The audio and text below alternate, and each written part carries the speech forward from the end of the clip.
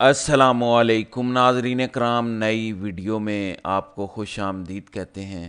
پچھلے 24 گھنٹے پاکستان کے سیاسی اور عدالتی منظرنامے پر بڑے تہلکہ خیز تھے۔ سپریم کورٹ میں حیران کن تبدیلی آ چکی ہے۔ 2-3 دن پہلے جو کسی نے سوچا بھی نہیں تھا سپریم کورٹ میں، وہ ہو گیا ہے۔ نئے چیف جسٹس یحییٰ آفریدی سپریم کورٹ میں اب صرف ایک جج کی حیثیت سے کام کریں گے، یعنی یحییٰ آفریدی فارغ ہو چکے ہیں۔ تمام تر اختیارات، تمام تر پاورز یحییٰ آفریدی سے واپس لے لی گئی ہیں۔ سپریم کورٹ میں ہونے والی اس حیران کن تبدیلی کی تفصیلات میں آپ کو بتا دیتا ہوں۔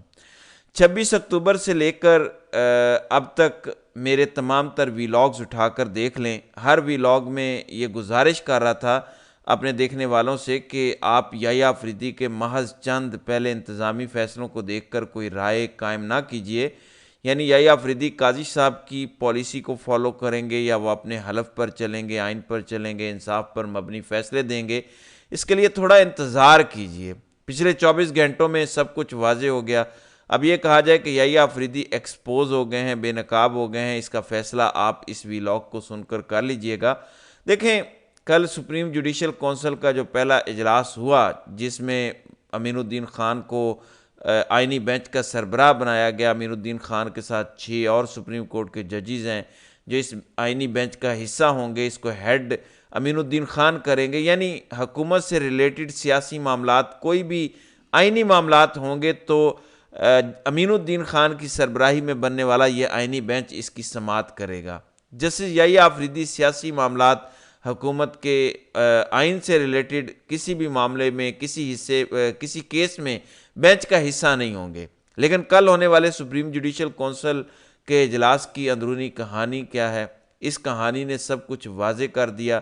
یا سپریم کورٹ میں جو منصور علی شاہ نے کل ایک خط لکھا، اس خط کے منظر عام پر آ جانے کے بعد سب کچھ واضح ہوا۔ پہلی بات تو یہ ہے کہ سپریم جوڈیشل کونسل کا جو اجلاس تھا، جس میں 12 اراکین تھے سپریم جوڈیشل کونسل کے، ان 12 اراکین میں سے 5 سے یہ فیصلہ آیا کہ جسٹس امین الدین خان کو آئینی بینچ کا سربراہ بنایا جائے۔ وہ 7 لوگ کون ہیں جنہوں نے امین الدین خان کی حمایت میں ووٹ دیا؟ ان میں آبویسلی وزیر قانون، اٹارنی جنرل منصور آوان، سپریم کورٹ بار ایسوسی ایشن کا نمائندہ، پھر 2 حکومتی شخصیات یعنی آفتاب شیخ اور فاروق ایچ نائک، پھر ایک اسپیکر قومی اسمبلی کی نامزد کردہ سول سوسائٹی کی ممبر خورشید صاحبہ، اور 7ویں خود جسٹس امین الدین خان ہیں۔ اب جن لوگوں نے امین الدین خان کو آئینی بینچ کا سربراہ بنانے کی مخالفت کی، ان میں منصور علی شاہ، منیب اختر، پی ٹی آئی کے 2 رہنما شبلی فراز اور عمر ایوب، اور 5ویں خود جسٹس یحییٰ آفریدی ہیں۔ اب آپ لوگوں کے ذہن میں یہ سن کر ضرور آیا ہوگا کہ اگر یحییٰ آفریدی نے امین الدین خان کے نام پر اعتراض کیا، اگر وہ انہیں بینچ کا سربراہ نہیں بنانا چاہتے تھے، تو میں نے یہ کیوں کہا کہ یحییٰ آفریدی ایکسپوز ہوئے ہیں؟ میں یہ کیوں کہہ رہا ہوں کہ یحییٰ آفریدی سپریم کورٹ میں اب صرف ایک جج کی حیثیت سے کام کریں گے؟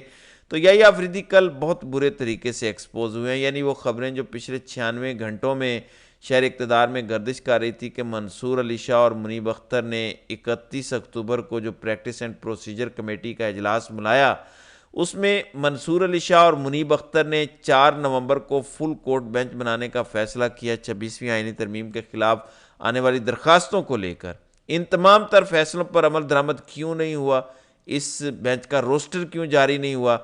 اب یہ جو کل جوڈیشل کونسل کا اجلاس تھا، اس میں کہا جاتا ہے کہ اس کے آغاز میں ہی عمر ایوب نے ایک ٹیکنیکل پوائنٹ اٹھایا کہ چونکہ 26ویں آئینی ترمیم میں یہ کہا گیا کہ سپریم جوڈیشل کونسل کے 13 اراکین ہوں گے، ابھی اس ٹائم سپریم جوڈیشل کونسل میں 12 اراکین ہیں، تو ٹیکنیکلی یہ اجلاس غیر آئینی ہے۔ اس اجلاس کے پاس وہ اختیار نہیں ہے جو 26ویں آئینی ترمیم میں اس سپریم جوڈیشل کونسل کو دیا گیا۔ جب تک کورم پورا نہ ہو تب تک ہم اس اجلاس کو نہیں بلا سکتے یا کوئی فیصلہ نہیں کر سکتے۔ ٹیکنیکلی بتایا گیا کہ عمر ایوب کا یہ جو پوائنٹ تھا، اس پر بھی فیصلہ 9-3 کا ہوا۔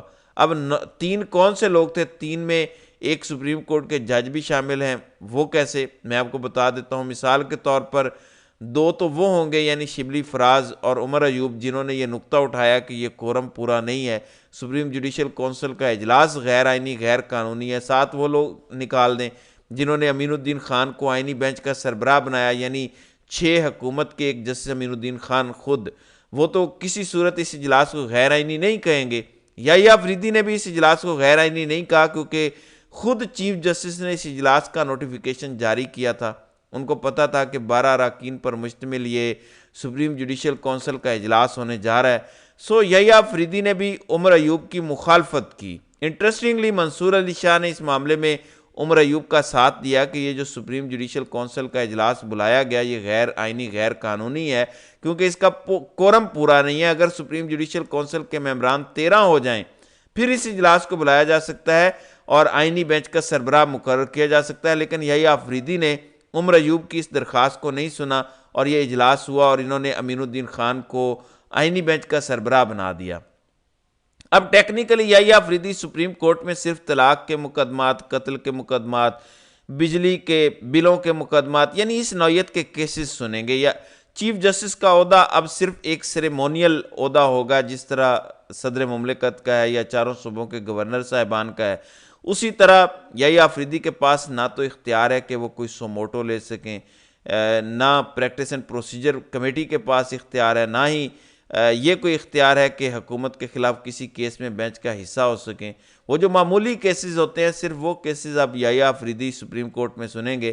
میں نے یہ شروع میں کیوں بات کی، اب آپ خود فیصلہ کر لیجئے کہ یحییٰ آفریدی ایکسپوز ہو گئے ہیں، یحییٰ آفریدی بے نقاب ہو گئے ہیں۔ پہلے ایک ہفتے کے دوران یحییٰ آفریدی کے حوالے سے جو ایک پرسیپشن قائم ہوا تھا ان کے چند انتظامی فیصلوں کو دیکھنے کے بعد، کیا اب وہ تمام تر پرسیپشن فارغ ہو گیا ہے؟ کیونکہ کل جو سپریم جوڈیشل کونسل کا اجلاس ہوا جس میں ابھی تک کی اطلاعات کے مطابق 7-5 کا فیصلہ آیا، 7 لوگ تو وہ ہیں جن میں 6 حکومتی لوگ اور امین الدین خان نے خود کو ووٹ دیا۔ اب یہ بھی دیکھیں کہ پاکستان کی عدالتی تاریخ میں کتنا بڑا بلنڈر ہے کہ ایک شخص کو آپ آئینی بینچ کا سربراہ بنا رہے ہیں، آئینی بینچ اس کے حوالے کر رہے ہیں اور وہ خود اپنے آپ کو ووٹ دے رہا ہے۔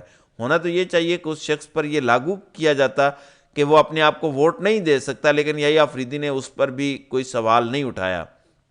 بظاہر یحییٰ آفریدی نے امین الدین خان کے نام پر اختلاف کیا، وہ متفق نہیں ہوئے، کیونکہ جن 5 لوگوں نے امین الدین خان کو آئینی بینچ کا سربراہ نہ بنانے کا ووٹ دیا اس میں منصور علی شاہ، منیب اختر، پی ٹی آئی کے 2 رہنما عمر ایوب اور شبلی فراز، اور 5ویں خود چیف جسٹس یحییٰ آفریدی ہیں۔ اب یحییٰ آفریدی نے کیوں انکار کیا؟ کیا یحییٰ آفریدی نے امین الدین خان کو کیوں ووٹ نہیں کیا؟ کیونکہ یہ میں بڑی امپورٹنٹ آپ کو خبر بتانے جا رہا ہوں، کیونکہ جس طرح یحییٰ آفریدی نے پہلے 1-1.5 ہفتے چند انتظامی فیصلوں کی وجہ سے ایک پرسیپشن کریٹ کیا، آپٹکس کریٹ کیے کہ میں تو آئین پسند جج ہوں، میں منصور علی شاہ کا رستہ نہیں روکنے دوں گا، میں اپنے حلف پر چلنے والا جج ہوں، اسی طرح یحییٰ آفریدی نے کل امین الدین خان کے نام پر متفق نہ ہو کر یہ ایک پرسیپشن قائم کرنے کی کوشش کی، کیونکہ یحییٰ آفریدی کو پتہ چل چکا تھا کہ یہ جو 7 لوگ ہیں یہ تو ووٹ دیں گے ہر صورت امین الدین خان کو، میں ووٹ اگر امین الدین خان کو دوں یا نہ دوں کوئی فرق نہیں پڑتا، بہتر یہ ہے کہ میں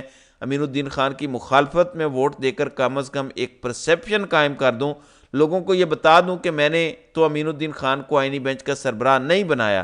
اگر یحییٰ آفریدی واقعی اپنے حلف پر چلنے والے ہیں، اگر وہ واقعی اتنے آئین پسند ہیں، اگر وہ قاضی کی پالیسی کو سپریم کورٹ میں فالو نہیں کر رہے، وہ حکومت کے ساتھ نہیں ملے ہوئے، اس نظام کے ساتھ نہیں ملے ہوئے، تو بڑی سادہ سی بات تھی 31 اکتوبر کو جو منصور علی شاہ اور منیب اختر نے پریکٹس اینڈ پروسیجر کمیٹی کا اجلاس بلانے کا مطالبہ کیا، وہ اجلاس کیوں نہیں بلایا گیا؟ اگر 31 اکتوبر کو وہ اجلاس بلا لیا جاتا، 4 نومبر کو سپریم کورٹ کا فل کورٹ بینچ بیٹھ جاتا 26ویں آئینی ترمیم کو لے کر، تو یہ 26ویں آئینی ترمیم والا آئینی بینچ کے معاملہ آئینی بینچ کے پاس نہ جاتا۔ اب آپ سیریز آف ایونٹس دیکھیے، میں نے کیوں کہا کہ یحییٰ آفریدی ایکسپوز ہوئے ہیں، کیونکہ پچھلا ہفتہ بڑا کریٹیکل تھا۔ 31 اکتوبر کو منصور علی شاہ جب عمرہ کر کے واپس آتے ساتھ انہوں نے یحییٰ آفریدی کو کہا کہ فوراً پریکٹس اینڈ پروسیجر کمیٹی کا اجلاس بلائیں، کیونکہ منصور علی شاہ کو اس بات کا اندازہ تھا کہ حکومت باریک واردات ڈالنے جا رہی ہے،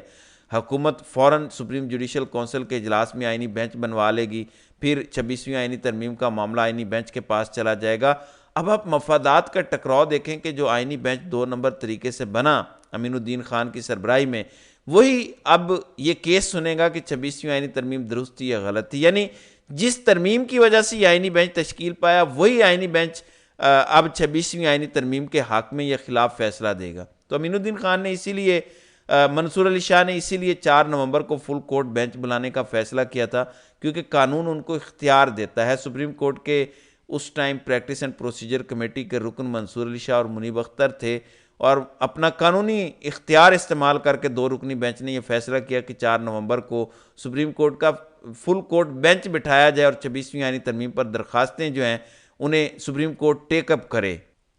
اب سوال یہ ہے کہ کس نے وہ فل کورٹ بینچ نہیں بننے دیا؟ سوال یہ ہے کہ سپریم کورٹ میں چیف جسٹس سے زیادہ طاقتور کوئی ہے جس نے سپریم کورٹ کے رجسٹرار کو کہا کہ آپ نے میٹنگ منٹس ویب سائٹ پر جاری نہیں کرنے، روسٹر نہیں نکالنا؟ کون تھا جو پچھلے 3-4 دن میں سپریم کورٹ کے معاملات چلا رہا تھا؟ ظاہر ہے یحییٰ آفریدی تھے۔ اب بے شک انہوں نے امین الدین خان کو ووٹ نہیں دیا، بے وقوف لوگوں کو بنانے کی کوشش کی، لیکن میں آپ کو بتا رہا ہوں کہ یہ ایکسپوز ہو رہے ہیں، یہ محض اس لیے تھا کیونکہ ان کا ووٹ میٹر نہیں کرتا۔